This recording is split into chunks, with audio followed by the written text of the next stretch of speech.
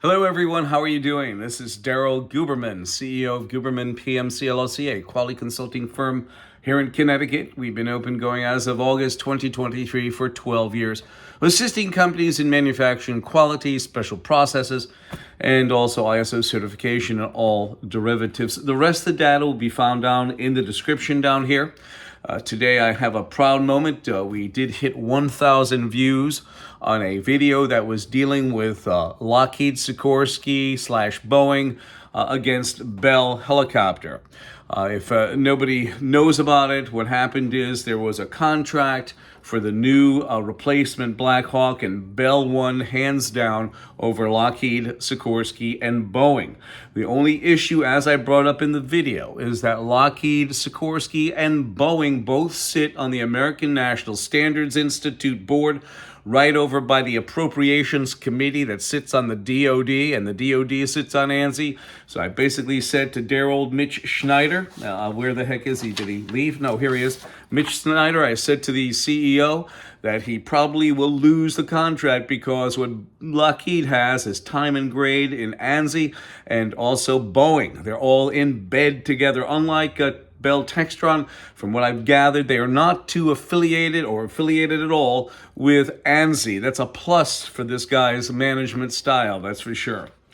We're going to continue. This video today is about Pfizer and Johnson & Johnson quality oversight will lead to fatalities because oversight does not exist. And we're going to show you that. We're going to try to be very brief because other videos have been 20 minutes, 30 minutes long. Hopefully we can get this one down to maybe 10 minutes. So here we go. ANSI, the American National Standards Institute, is a private, not-for-profit, a non-governmental entity that has federal agencies and corporations on board. Also, we have some special guests here, business owners. I think Alejandro Morakis from the DHS is here. We also have Christopher Ray, and we may have a couple other goodies in here as well who came in out of their busy schedules. This is the flow chart. In 2015, Randy Doherty was the vice president of ANAB, the chairman of the IAF, and also the principal on the IAF tax form. He handed over leadership to this communist Chinese national, Zhao Jinwu, who's been involved with our quality since 1994.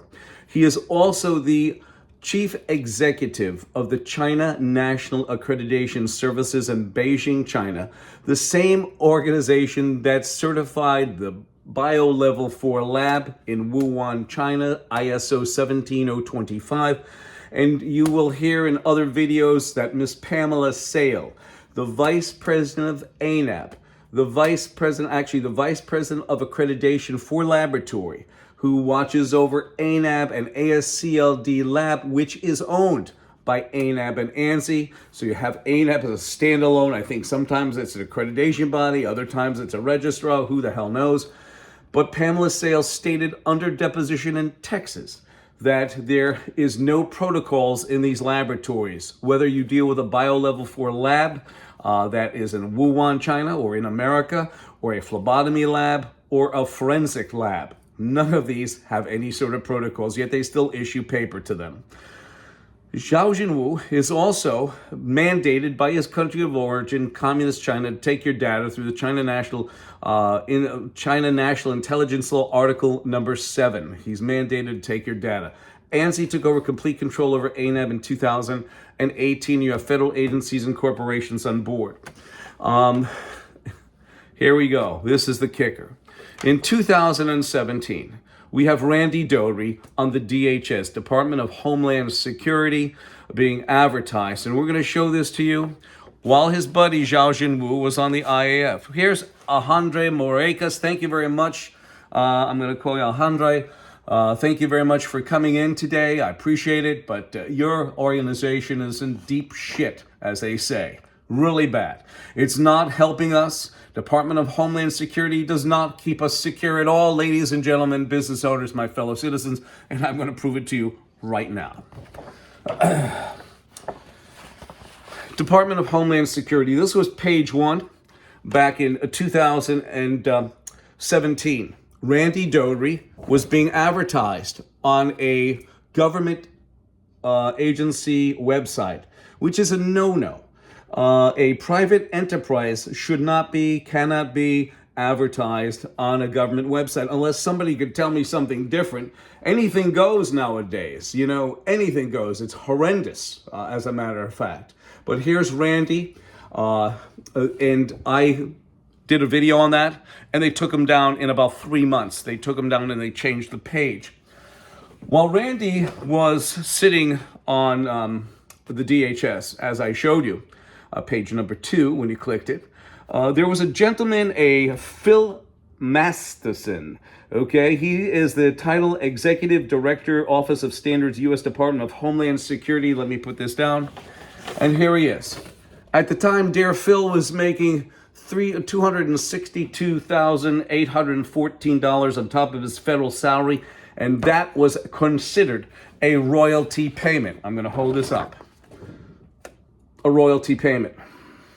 Unfortunately, the term royalty is not defined in the tax law.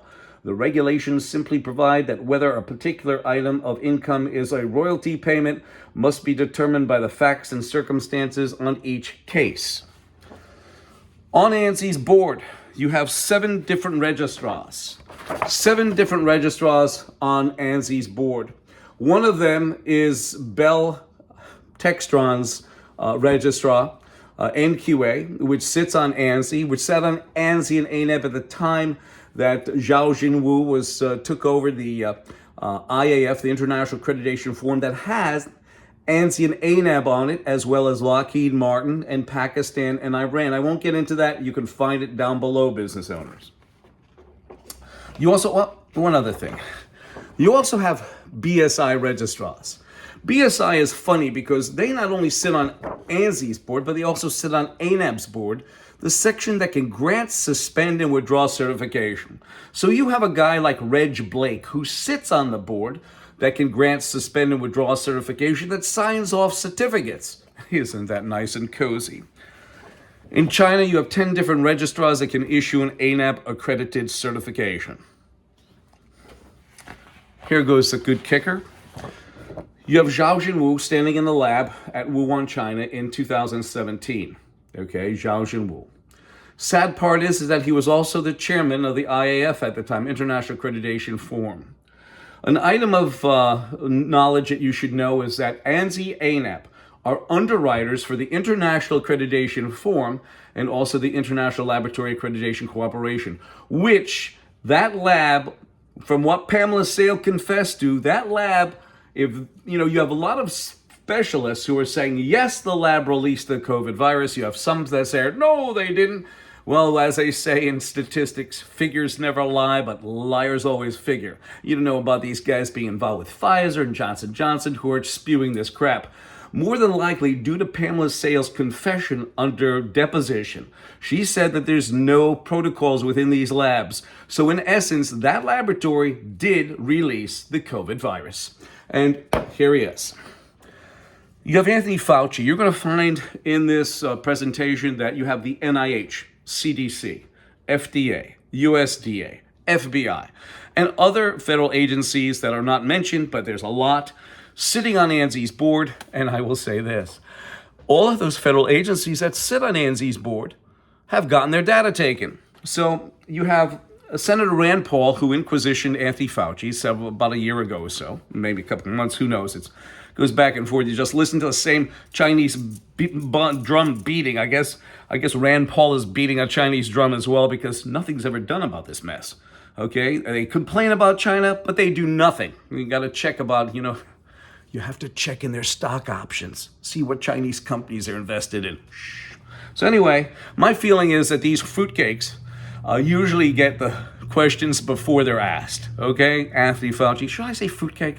Oh, I'm sorry. That was Randy Doherty's word back in 2017. I apologize. Well, that's for another story as well. But you have Anthony Fauci, who denied that he knew anything about gain-of-function research when Rand Paul asked him. Well, this came out of a Chinese technical magazine, and this was for May 17th to 19th, 2017, Wuhan, China. It is very apparent that the United States of America was involved with the release of the COVID virus. They don't want to tell you. It's impossible. We had no function of it. We didn't know. let me tell you something. This is confessing to the fact that this is their second workshop on viruses in Wuhan, China. If you don't believe it, I will gladly send you this document. A document, yes. Page 2 shows Zhao Jinwu in the laboratory, okay, handing over the ISO 17025 certificate. You also have the at the end of this document, always save the best for last, that large blow up that I showed you that shows the May 17th and 19th. Here it is right over here. So please call me, 203-556-1493 or Daryl, Daryl, TQRS at yahoo.com. We discovered that ANSI-ANAB are underwriters for IAF, International Accreditation Form Incorporated in Delaware, and also the International Laboratory Accreditation Cooperation. And you're saying, well, big deal. Well, on a government contract, on a Department of Defense contract, like many of them, it says that ANSI-ANAB are underwriters for the International Accreditation Form.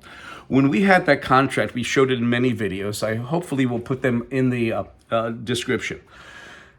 On a government contract in 2018, they basically invited China into the facility by recommending IAF.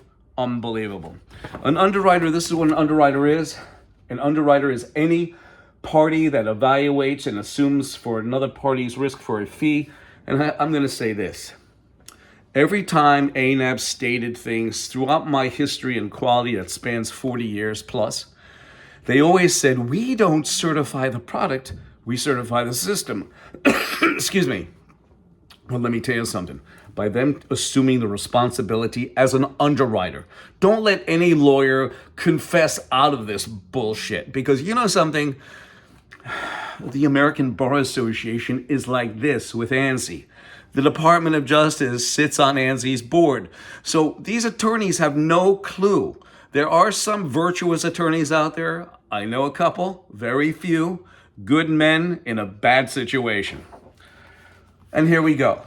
Christopher Wray. Let's bring out Christopher Wray. Here he is. Christopher Wray. He beats on his Chinese drum all the time. And it's Chinese. I think his costume is made in China. And I think his little lapel pin was made in China. And I think his flappy feet, I think he left his bulbous nose off, and that too is made in China. Christopher Wray always states the whole of the Chinese society is a threat to the U.S. and that Americans must step up to defend themselves. Well, let me say this, Chris. In 2009, Lockheed Martin gets hacked by China, taking the F-35. In 2012, a division of United Technologies, Sikorsky Aircraft, gets hacked by China, taking a lot of data from Sikorsky. In 2015, Lockheed Martin goes to purchase Sikorsky Aircraft. And in the Connecticut Mirror, it stated, Chris, with China's okay, Lockheed Martin closes in on the purchase of Sikorsky Aircraft.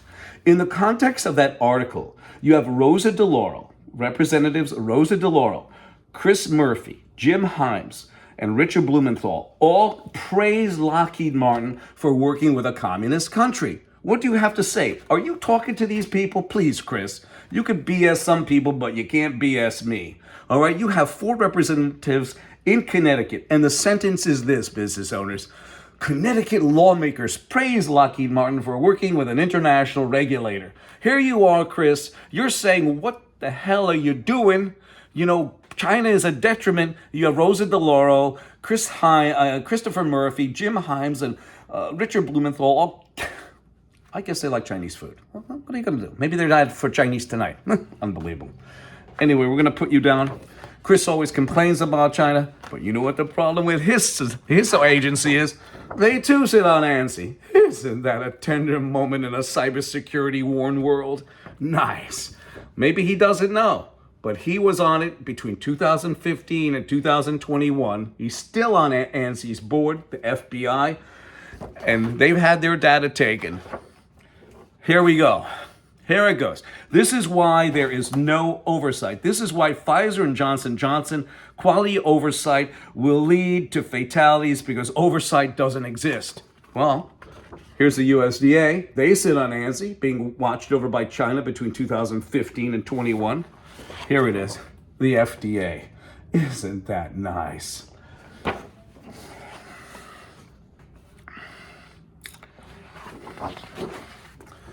You have the FDA. The FDA sits on ANSI's board and also sits on ANAB's board, management board. For ANAB, you have the FDA. They approved ANAB. Here they are sitting on the board, approving the same organization they sit on to do third-party audits for food safety. Isn't that nice? Wow, that's fantastic. Don't you think so? Let's go a little bit further. As I said, you have the CDC sitting on there. You also have NIH sitting on ANSI's board. You also have the FTC. You know, we put in a complaint with the FTC. We talked to this guy, Alan Friedman, who said to me on the phone, he's probably going to deny it, but he said, we handle 10,000 complaints a week. 4 people in his office, 10,000 complaints. The FTC should be disbanded. Right now, don't wait, save money. Okay, those guys and gals who are in that office are probably making no less than $150K plus bonus a year. Unbelievable. This agency should be disbanded. And here we go. The Perez resistance. You have all these collusive and interlocking directorates sitting on all the boards and all that. You know something? If you were to take the COVID shot, you have to be meshuggah. Yes, and I say that humbly, because all of these alliances, you know, Pfizer in 2016-17 got fined for trying to bribe countries in Europe to get their medications in there, okay? You have Albert Bourla he was questioned. Albert Bourla, the CEO from Pfizer, who sounds like Bela Lugosi and Dracula. Don't worry, take the shot. You know, he said, I'm a 59-year-old man. I don't need to take it. I'm very healthy. I didn't want to jump online. He's the CEO. He should have been the first person in line to do it. I don't want to do it. I can't do it. I don't know. If you love your family, you should take the shot. You should do it. And as things are metastasizing, as things are coming out into the news media, we're finding, what the hell did you stick into your veins? That's what I want to know. That's why I know about all this baloney when it comes to quality. It's not quality. Look what happened in Gambia and Africa. Okay? 60 children died because of a contaminant in an Indian cough medicine. A contaminant. And they had all these wonderful certificates. They got GMP cert from the WHO, from the World Health Organization, which says that should be disbanded.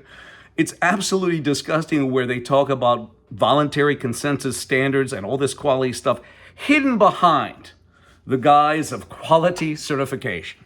And here it is, business owners. I'm leaving it here. You have both Pfizer and Johnson & Johnson sitting on ANSI by the CDC, NIH, USDA, FDA, and FBI, who investigates after they have a fatality. These organizations have no oversight. These organizations sit on ANSI as a protection, and it protects ANSI too. Because as I've told you, ANSI-ANAB are underwriters for the IAF. The IAF has all these accreditation bodies on there. An IAF MLA or MRA, and a multilateral association, multilateral arrangement, all this other crap, these acronyms, obfuscation, to make you confused. You don't know what it is, and that's exactly. You know, it's absolutely abominable. I'm going to leave it here, but it's absolutely, there is no oversight.